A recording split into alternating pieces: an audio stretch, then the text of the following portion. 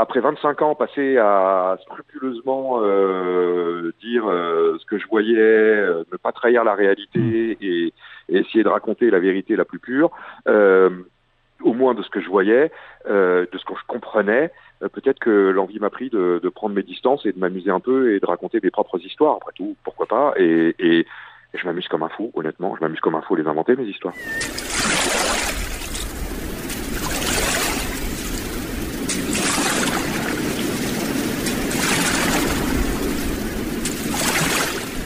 Bonjour et bienvenue pour ce nouveau numéro des bouquins dans les poches sur Tendance Ouest. Nous sommes convaincus ici du pouvoir consolateur de la littérature en cette période de crise et de restriction de nos libertés. Alors cette semaine, nous prenons le large sur un fameux trois-mâts, celui d'un marin et pirate breton, Jan Kervadec. Journaliste ou ancien journaliste et auteur Jean-Marie Kemener signe avec Le vent des soupirs aux éditions Plomb le 3e volet des aventures du Carnaquois, embrigadé dans la piraterie au XVIIIe siècle. C'est en tout cas un grand bol d'air salutaire dans nos vies sous couvre-feu. Bonjour Jean-Marie Kemener. Bonjour. Et merci d'avoir accepté d'être en ligne avec nous quelques minutes. Alors vous étiez journaliste, je le disais, grand reporter, vous avez sillonné le monde comme correspondant à l'étranger pour de nombreux médias, puis vous avez été successivement rédacteur en chef pour iTélé, Canal+, LCI. À ce moment-là, vous avez écrit des ouvrages en rapport avec l'actualité et ses acteurs, je pense à une biographie de Bachar el-Assad par exemple. Pour quelles raisons, vers 2017, vous vous tournez vers le roman et la piraterie avec ce personnage haut en couleur de Jan Kervadec? En fait, je suis tombé... la raison objective, c'est que je suis tombé complètement par hasard sur une étude passionnante sur la République des pirates. C'est comme ça que ça s'appelait réellement. À Nassau, aux Bahamas, au début du 18e. Des pirates prennent le contrôle d'une île. Mais une île où il n'y a pas de pirates, en fait. Une île où il y a des artisans, des ouvriers, des commerçants, des planteurs. Et ils vont se mettre à gérer cette île comme on gère un bateau pirate, de façon relativement démocratique, en y mettant des gros guillemets quand même. Et donc ça m'a passionné cette histoire. Je me suis dit, c'est incroyable quand même, la première démocratie occidentale du monde, c'est pas les États-Unis d'Amérique. En fait, c'est toute petite île et ce sont des pirates. Et plus je travaillais, plus en fait ça devenait une évidence. Et un jour, je me suis planté devant mon éditeur et j'ai dit, écoute, assieds-toi, j'ai une histoire à te raconter. Et j'ai inventé une histoire en priant pour que je m'en souvienne, parce que s'il me disait oui, j'avais quand même un bouquin à écrire. Mais je l'ai inventé au fur et à mesure. Et il m'a dit, banco, mais c'est pas un, c'est trois que tu vas en faire. Donc, youpi, youpla. Cet éditeur, c'est Grégory Berthier. Il mérite qu'on cite son nom parce qu'il a pris un sacré risque avec un zigoto dans mon genre. Mais ça fonctionne. Et le 3e vient de sortir et c'est génial, ouais. On va en parler juste avant. Comment vous basculez de quelqu'un ancré dans l'actualité par votre métier et puis par vos ouvrages à l'aspect romanesque, parce que même si, on va le voir, c'est quand même très... Il y a une étude des caractères, une étude des paysages, des situations, etc., qui rappelle un peu le journaliste que vous avez été. Néanmoins, c'est du roman. Comment vous basculez ? En fait... j'ai un peu envie de vous dire, la méthode est la même. Sur chaque livre, il y a 2 ans de recherche, des recherches historiques. Alors l'avantage de la recherche historique, c'est que contrairement à la Syrie, à l'Irak, l'Afghanistan et d'autres terrains de jeu, les gens sont morts depuis 2 siècles, ils ne viennent pas vous enquiquiner quand vous enquêtez sur eux. Donc ça, c'est déjà un premier point. Donc déjà, puis on vous tire pas dessus, c'est pas mal non plus. Mais c'est quand même 2 ans de boulot. Donc c'est comme quand un journaliste part en reportage, on imagine qu'il part en reportage... les mains dans les poches et qu'ensuite il se débrouille. Non, en fait, il y a énormément de travail à faire avant et on travaille sur des dossiers, beaucoup. Et une fois qu'on est sur place, on a une base suffisante pour comprendre ce qui se passe sur place. J'ai fait exactement la même chose. Alors évidemment, l'écriture est différente. Évidemment, j'invente. Évidemment, je tords la réalité. Et peut-être, alors, je sais pas, faut pas être psy de comptoir, mais enfin, après 25 ans passés à scrupuleusement dire ce que je voyais, ne pas trahir la réalité et essayer de raconter la vérité la plus pure, au moins de ce que je voyais, de ce que je comprenais, peut-être que l'envie m'a pris de prendre mes distances et de m'amuser un peu et de raconter mes propres histoires. Après tout, pourquoi pas, et je m'amuse comme un fou, honnêtement, je m'amuse comme un fou à les inventer, mes histoires. Quelle est la part historique de vos romans et de cette série Jean-Marie Quéméner, parce que on a l'impression, en tout cas, qu'il y a un vrai socle historique. Alors après, l'histoire est romancée, mais j'ai l'impression que si j'allais fouiner dans des bouquins d'histoire, je retrouverais quand même une vraie vérité historique au XVIIIe. Vous trouveriez une vraie vérité historique. Je travaille beaucoup là-dessus. Je ne suis pas historien, j'ai pas cette chance, donc ça me demande beaucoup de travail. Je n'invente rien. Pour la petite histoire, typiquement Le Vent des Soupirs, donc le 3 qui est sorti là, à un moment j'évoque, ça prend 2 lignes, mais il faut voir que ça m'a pris du temps à comprendre ce qui s'était passé en fait. Mais j'évoque comme ça rapidement la révolution de la cachaça. Alors la cachaça, c'est l'alcool bien connu brésilien. Les Brésiliens l'ont inventé bien avant, il y a très longtemps, et au XVIIe siècle, le Portugal a voulu taxer les producteurs de cachaça. Et ça a failli leur coûter le Brésil aux Portugais, parce que les producteurs de cachaça ont lancé une révolution. C'était une vraie révolution, hein, la révolution de la cachaça, et ça a failli faire perdre le Brésil aux Portugais. Voilà. Typiquement, ce genre d'histoire, moi, ça me prend un temps fou à les retrouver, à les chercher, à les creuser, et à l'arrivée, ça fait 2 lignes dans un livre. Mais j'y tiens. J'ai l'habitude de dire que, en fait, j'essaye, dans la mesure du possible. Si vous imaginez un tableau, le cadre serait du Louis XV, on est au début du XVIIIe siècle, mais le tableau à l'intérieur serait du Banksy. Évidemment, j'ai pas le talent de Banksy, mais c'est ça un peu, c'est ça un peu l'image. C'est drôle que vous parliez de ces 2 lignes, parce que ça m'a frappé hier soir quand j'ai refermé ce livre, et dans le même temps j'ai vu quelque part que vous mettiez, je crois, 2 ans pour écrire chaque aventure de Yann Kervadec, et je me suis dit, Jean-Marie Quéméner a mis 2 ans à l'écrire, j'ai mis 2 soirs à le lire, parce que ça se lit alors très facilement, hein, on est embarqué dans ce vrai roman d'aventure, et j'ai trouvé que la différence était énorme, et je me dis quel travail pour effectivement que la lecture soit fluide. C'est du travail. Mais il faut du travail. Vous êtes journaliste, vous le savez. Vous utilisez quoi? Allez. Dans le meilleur des cas, vous utilisez 5 à 10% de ma formation récoltée. Je sais pas, il se passe un truc à Saint-Lô, vous travaillez dessus, vous allez apprendre plein de trucs. À l'arrivée, on va dire, écoute, tu nous fais un papier d'1 minute 10, 1 minute 30, au mieux. Vous allez devoir laisser de côté un nombre d'informations récoltées énorme. C'est le même principe quand on écrit un livre, en fait. On récolte énormément d'informations et finalement, on en divulgue, entre guillemets, que très peu. Et c'est tant mieux, parce qu'en fait, ce qu'on ne voit pas, ce qu'on sent, c'est le travail, mais on ne doit pas le voir. Et j'espère que c'est le cas. Comme un bon musicien, quoi. Il faut faire beaucoup de gammes pour que le travail soit invisible à l'arrivée. C'est parfait, c'est exactement ça.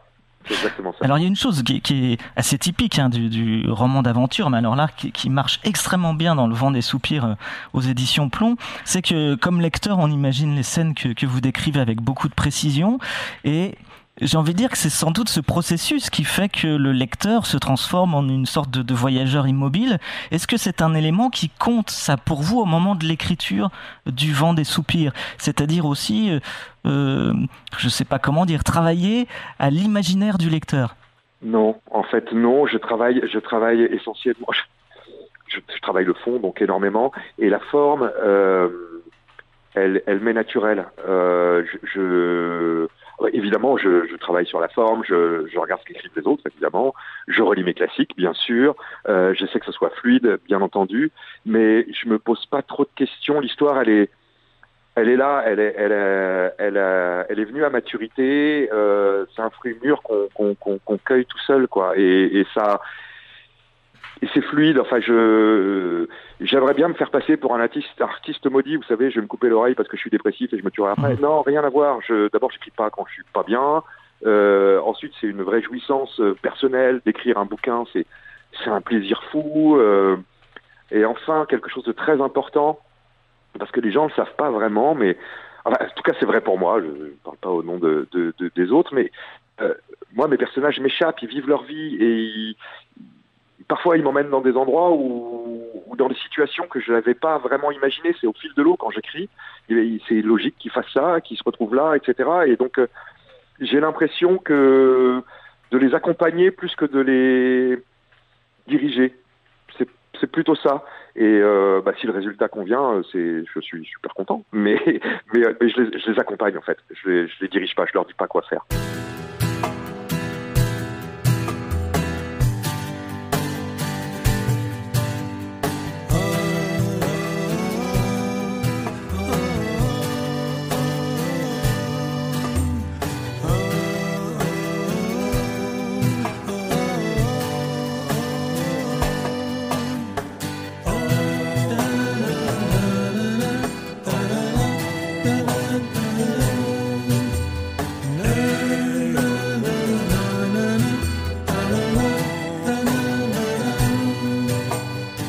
Jean-Marie Kemener, j'ai trouvé que ce livre était vraiment écrit et fait pour la période que l'on est en train de traverser, parce que si il y a quelqu'un qui n'est pas confiné et qui vit sans restriction, c'est bien Jan Kervedec. Donc il nous apporte un oxygène qui est salutaire en ce moment. Comment vous avez envie de dépeindre votre héros en quelques phrases? C'est qui ce Jan Kervedec? C'est quoi son caractère que vous décrivez si bien dans le livre? Il est libre. Il est libre. C'est un luxe que, confinement ou pas, on a peu souvent. Parfois par petits intervalles, et c'est déjà magique. Mais il est libre. Il est d'une force incroyable. Il est d'une fragilité immense. Il a besoin des autres et les autres ont besoin de lui. Et il a un cœur gros comme ça, avec un caractère bien trempé. J'ai envie de vous dire, c'est un homme de l'Ouest, quoi. Il est de notre Ouest, pas du Far West, Ouais. le nôtre.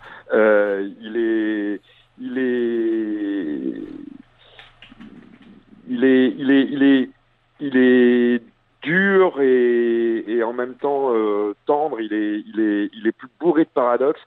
C'est un homme en fait. C'est un homme, mais un homme qui a choisi d'avoir un libre arbitre au XVIIIe siècle. C'est difficile, c'était très compliqué. Et finalement, la mer, qui était un espace de liberté, le seul qui restait, le seul qui nous reste encore à peu près, c'est son terrain de jeu. Et finalement, c'est bien normal, mais il est pas tout seul. C'est tout un équipage, c'est tout un univers dont il fait partie. Tout ne tourne pas autour de lui, en fait. J'ai essayé d'être raisonnable et rationnel, hein, de créer un petit univers où mon héros serait le héros, bien entendu, mais où tout ne tournerait pas autour de lui, et il y a des choses qui lui échappent, et il a une qualité énorme, Yann, c'est quand il ne sait pas, il dit « je ne sais pas ». Et ça, si tout le monde pouvait s'en inspirer, ce serait pas mal. Alors j'ai envie de lire quelques lignes à nos auditeurs pour leur dire de quelle manière vous m'avez pris la main dès la première page, qui est la page 11. C'est la manière dont vous travaillez sur les personnages. Et je trouve qu'elle est remarquable.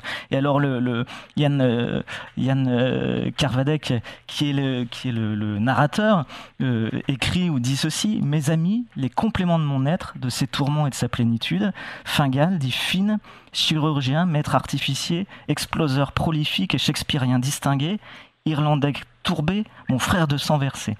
Armel, maraudeur de mon enfance, témoin de mes errances adolescentes, plus roux que le feu des feuillages d'automne, tailleur de pierre sans doute par nature, tant ses épaules semblaient s'arc-bouter en arches romaines, et Abiola, titan noir au cœur d'enfant, oncle de ma femme, ancienne esclave, heureux propriétaire à Providence d'un estaminet à l'alcool lourd et aux dames légères. » Alors, je trouve que ces quelques phrases du début, moi, c'est elles qui m'ont pris la main. Je me suis dit, s'il décrit les personnages comme ça, je vais me régaler.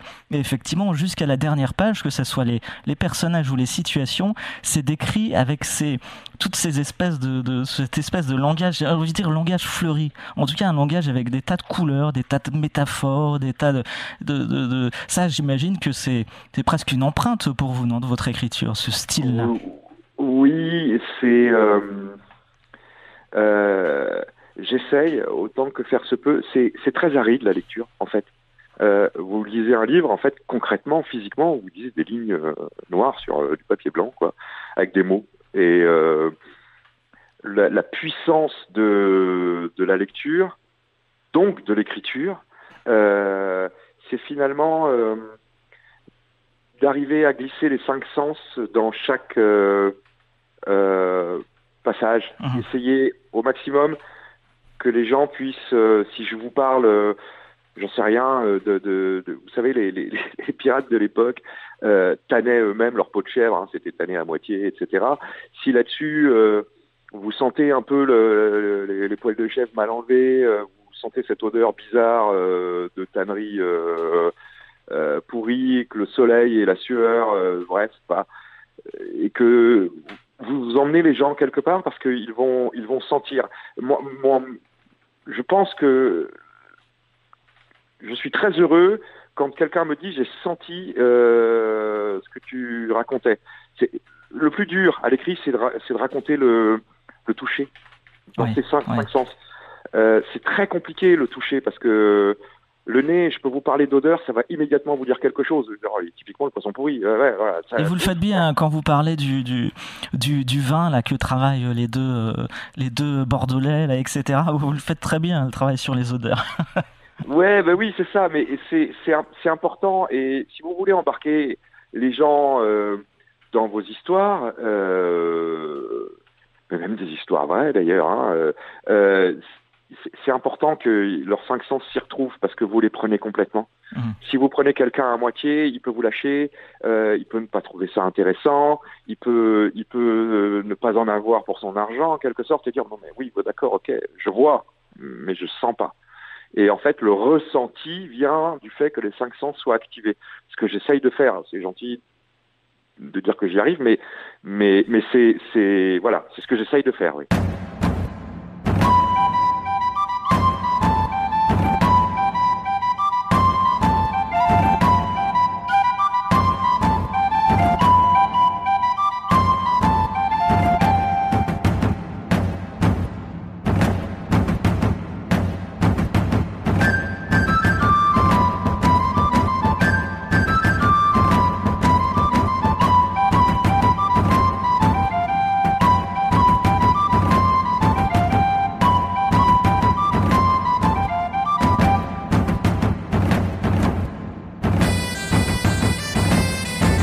Alors j'ai pas trop envie de rentrer dans l'histoire parce qu'évidemment un roman c'est Il était une fois et il faut le lire absolument. J'espère en tout cas que nos auditeurs me feront confiance et iront lire cette épopée. Il y a une chose que j'ai beaucoup aimée dans ce Vent des soupirs, c'est aussi la manière dont vous faites vivre.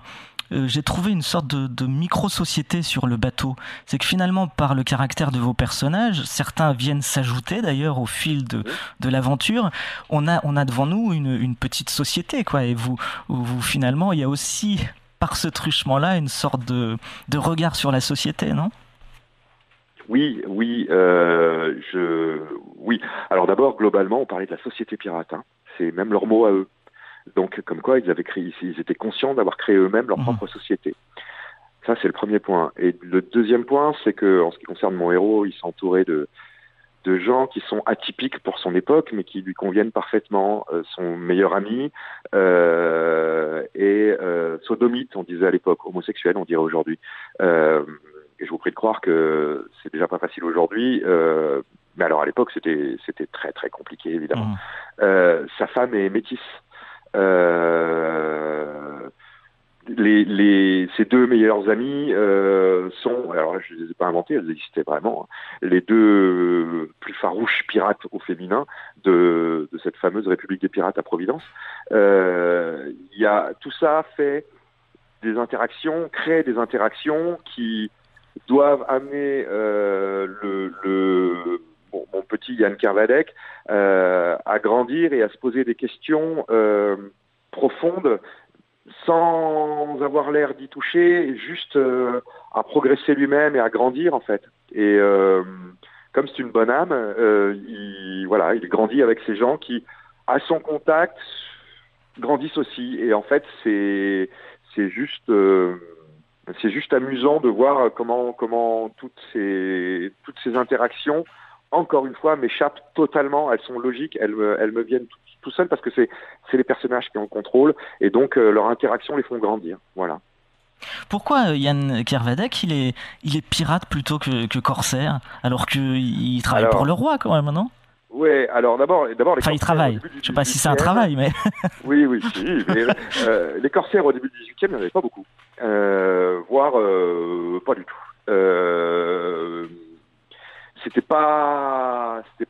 C'est à la fin du XVIIIe, XIXe qu'on voit vraiment les corsaires, typiquement Surcouf, arriver, et qu'on voit vraiment les grands corsaires arriver qui sont au service de la France, et voilà. C'est plutôt pirate au début du XVIIIe, hein. C'est comme ça qu'on fait. Ensuite, les pirates, pour aller très rapidement, les pirates, la plupart du temps, c'est quoi?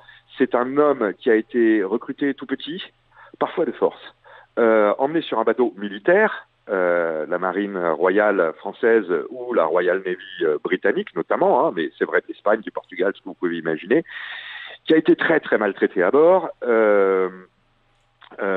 qu'on fait boire pour faire oublier les douleurs du quotidien, qu'on fouette quand il y a une erreur de fait, ou pas de fait d'ailleurs, mais qu'on fouette au bon vouloir. Bref, ce sont des hommes qui sont corvéables à merci. Ces gens se disent jetés en piraterie. C'est leur mot, hein, c'est le mot. Ils sont jetés en piraterie. Pourquoi ils sont jetés en piraterie? Parce qu'ils refusent l'autorité. Ils n'en peuvent plus. L'autorité, c'est de la violence pour eux. C'est des coups. Et donc, ces hommes-là vont essayer d'inventer un système de vie où finalement l'autorité est partagée et voulue par tous. C'est pour ça que sur un bateau pirate, alors faut oublier Pirates des Caraïbes et compagnie, hein, là on parle de vérité historique, sur un bateau pirate, le capitaine est élu. Il est par l'équipage. Il est toujours élu par l'équipage. Évidemment, quand c'est Barbe Noire, vous avez intérêt à les lire, hein, c'est mieux. Mais enfin, il est élu par l'équipage. Et les histoires sont très très très nombreuses de capitaines destitué par l'équipage. C'est-à-dire, auquel cas, ça se passait pas très bien pour lui. Mais Yann Kervadec, à partir du moment où mon fil directeur, c'est la liberté, il pouvait pas être corsaire, il pouvait pas être tenu. Il y a un moment où il doit être pirate parce que il doit assumer la liberté et le libre arbitre qu'il veut. Alors, petite parenthèse encore historique rapidement, la durée de vie d'un pirate à l'époque, c'est 2 ans. Hein. Donc, si vous vouliez être pirate, vous saviez que vous alliez mourir, en fait. Oui, et puis vaut mieux pas être pris, hein. C'était ça un peu le principe, c'est-à-dire qu'un pirate pris est pendu. Hein. Ouais. On est pris, on est pendu. Puis en plus, avant d'être pendu, on passe par 2-3 étapes qui sont pas franchement très agréables. On torturait à l'époque. Hein. Mais on est pendu, Jack Rackham est pendu, Barbe Noire, on lui coupe la tête lors d'un assaut. Voilà, ça finit toujours mal. Hein. Et on sent cette urgence de vivre d'ailleurs dans votre roman. En tout cas, j'invite nos auditeurs absolument à lire Ce vent des soupirs, les aventures de Yann Kervadec, marin breton. Celles et ceux qui veulent lire les premiers volets d'ailleurs, hein, La République des pirates ou L'écume des lames, c'est dispo en pocket, en livre de poche. Juste pour conclure, Jean-Marie Quéméner, est-ce qu'on peut dire que c'est un hymne à la liberté aussi, ce nouveau roman, comme les 2 autres d'ailleurs, les 3 volets de cette aventure? C'est un hymne à la liberté, j'espère surtout que c'est un hymne à l'humanité, en fait. À notre humanité, avec ce qu'elle a de bien et ce qu'elle a de mal. C'est un hymne à l'humanité, ce sont des hommes tout ça, des femmes. Et leur interaction fait que parfois ils font des choses bien, parfois ils font des choses moins bien, mais que tout ça les fait progresser. Et c'est la liberté et l'humanité. J'espère que c'est ça, honnêtement, c'est sans prétention, hein. C'est ce que je veux faire. Derrière, j'espère que j'y arrive. Mais oui, c'est ça. C'est le dernier volet de l'aventure ou il y en aura d'autres? A priori, c'est le dernier volet de l'aventure. A priori, il va pouvoir se décliner dans d'autres supports. Mais je les aime, mes pirates, je ferme pas la porte. Oui, ça fait beaucoup d'a priori, hein, je trouve. Ouais. On a des chances de revenir à Carnac. Oui, d'abord, oui, c'est chez moi à Carnac, donc je les ai mis chez moi évidemment. Mais non, à un moment, je pense qu'ils me manqueront trop et que j'y retournerai. Forcément, j'y retournerai. Merci beaucoup Jean-Marie Quéméner, merci beaucoup d'avoir accepté d'être en ligne avec nous pour évoquer ce beau livre Le vent des soupirs aux éditions Plomb. Au revoir. Au revoir. Podcast by Tendance Ouest. Podcast by Tendance Ouest.